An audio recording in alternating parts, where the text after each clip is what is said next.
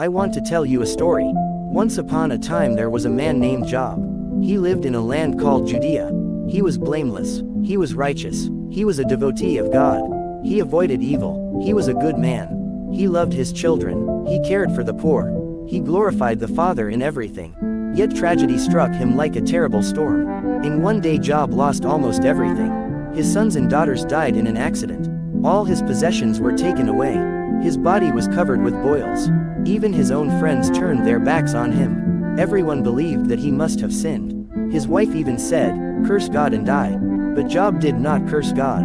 He questioned God. He mourned. But he did not give up his faith. And perhaps you are standing where Job once stood, asking yourself, why do innocent people suffer? Why do the wicked prosper while the upright are devastated? I wonder if you are standing there today. I hear the question again and again, and I know why it pierces your heart. Because living in a body bound to earth and time, suffering seems unfair. And success often goes to the unjust. You see a murderer get rich. You see a good-hearted man with cancer.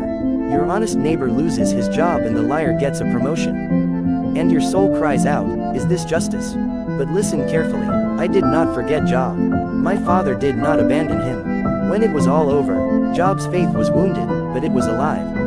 And what he learned after that storm was greater than wealth or health. He said, I have only heard of you with my ears. But now my eyes see you. Job's pain did not destroy him. It revealed me to him. See, the story of my dear Job is not just written in some old book. It is being repeated today, in your life, in the tears of your neighbor, in the breath of a child in a hospital, in the heart of every human being who mumbles in the dark.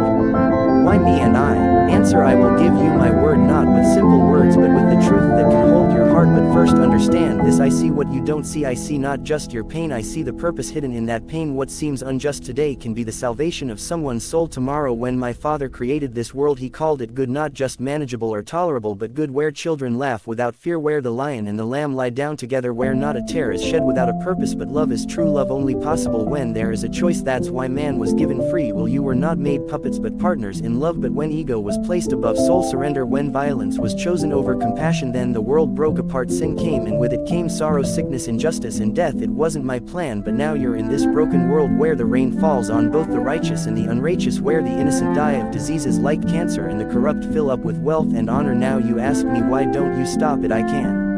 I have done and I will do it again. But understand, if I were to do away with all evil right now, I would have to take away every free will. I would have to remove not just what you consider evil but every heart that harbors hatred, greed or pride. My judgment is coming to everyone, but my mercy is holding back the sword. The Lord is not slow to fulfill his promises, some think, but he is being patient for your sake, because he does not want anyone to perish but everyone to repent. Understand, what you think is my silence is my mercy. I have been waiting because I want to save more souls and change more hearts. And when the world was broken, I came to it myself. I left the throne of heaven. I put on sorrow like you. I was born in a manger, walked the dusty streets, wept with the mourners, touched the cowries, ate with the despised, and finally was nailed to a cross, mocked, naked, covered in blood, innocent. If you're looking for someone who understands unjust suffering, look into my face. I did not come to end suffering. I came to give meaning to suffering. Your suffering is not in vain. Your struggle is not unnoticed. Not a single tear that fell from your eyes is hidden by my palms. You often look at the world and say that man lies, yet became a leader, that woman cheats,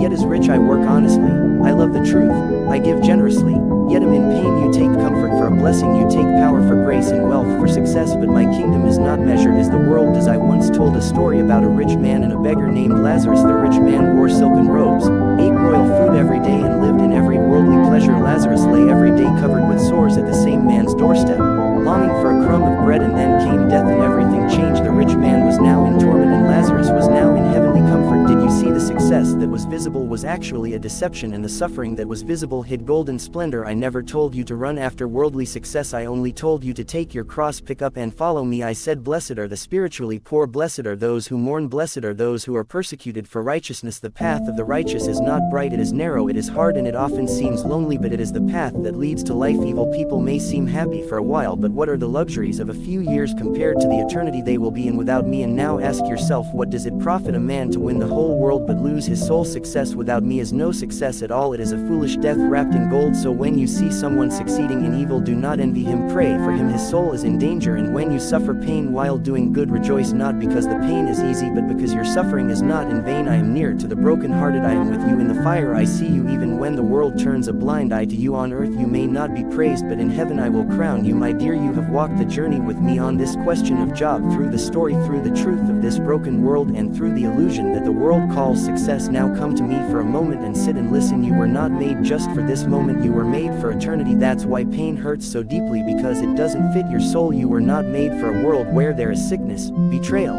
injustice, and death. The pain that's inside you is not weakness, it is a memory of your true home. I'm going to prepare a place for you, a place where there will be no tears, where children will not die prematurely, where no one will be alone, where the last will be first, where the meek will inherit the earth, and where the Lamb will reign for eternity. You ask me why? It is the innocent who suffer, and I say they will not suffer forever. I am not slow to answer. I am preparing a new heaven and a new earth, where justice will roll in like the waves of the sea, where mourning will turn to joy until the time comes. I walk with you when you cry, I am there with you when you are angry and questioning me. I hold you when you can't take another step, I carry you up. I am not just the God of thrones, I am also the God of scars. Do you see my hands? They are still scarred, for I want you to never forget I was wounded too. Your suffering is not in vain, you are not alone, you are not forgotten. In this world you will suffer, but take heart, I have overcome the world. So when the world seems upside down, when the bad are high and the good seem low, when life seems unfair and the heart is broken, look to me, look to the cross, where the most innocent have suffered the most. Look to the empty tomb where death tasted defeat. The story is not over yet, the judge has come and a crown is ready for those who walk steadily with me. I see your tears, I honor your faith, and I promise you this, the final chapter will be beautiful.